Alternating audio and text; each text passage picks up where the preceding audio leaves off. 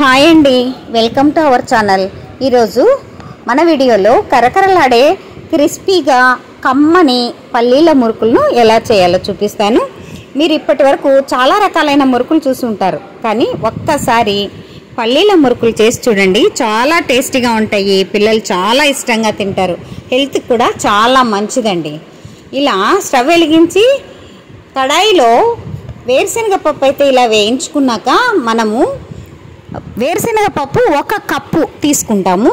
మనం ఏ కప్పుతో అయితే పల్లీలను తీసుకున్నామో అదే కప్పుతో కూడా మనము పుట్నాల పప్పును కూడా తీసుకోవాలండి.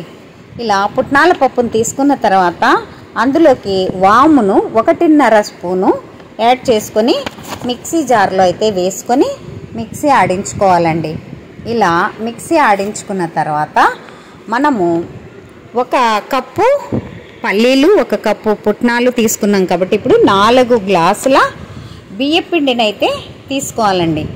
4 గ్లాసులు బియ్యపిండిని తీసుకోవాలి. ఇది రేషన్ బియ్యం తీసుకున్నాను. ఈ రేషన్ బియ్యం ఒక రోజంతా నానబెట్టి ఎండలో ఆరబెట్టి మర పట్టించుకున్నానండి. మీకు ఇలా వీలు లేదంటే కూడా మార్కెట్లో తెచ్చుకున్న బియ్యపిండిని కూడా ఉపయోగించుకొని వాడుకోవచ్చండి. ఇలా నేను బాగా ఎండబెట్టి తర్వాత మర ఆడించుకున్న బియ్యాన్ని అయితే తీసుకున్నాను. తర్వాత అది మీ ఇష్టం అండి, ఏ బియ్యపిండినైనా 4 గ్లాసుల బియ్యపిండిని తీసుకోవాలి.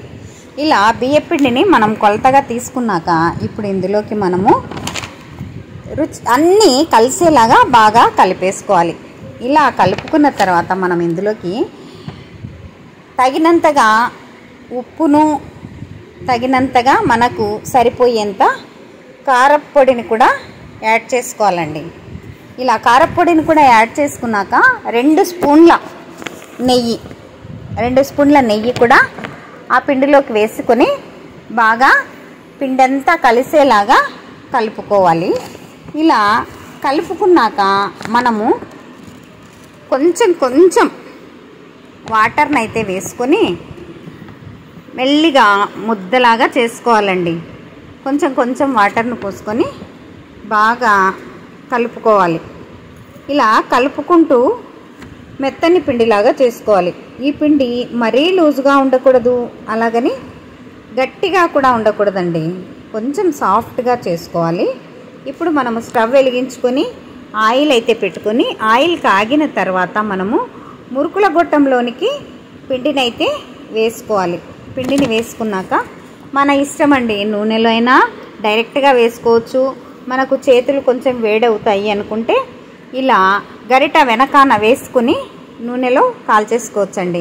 నేను ఒకసారి ఇలా ట్రై చేశాను, కానీ నాకు డైరెక్ట్గా నూనెలో వేసుకోవటమే బాగుంది అనుకున్నాను. ఒక్కసారి ఇలా స్పూన్ పైన ట్రై చేశాను.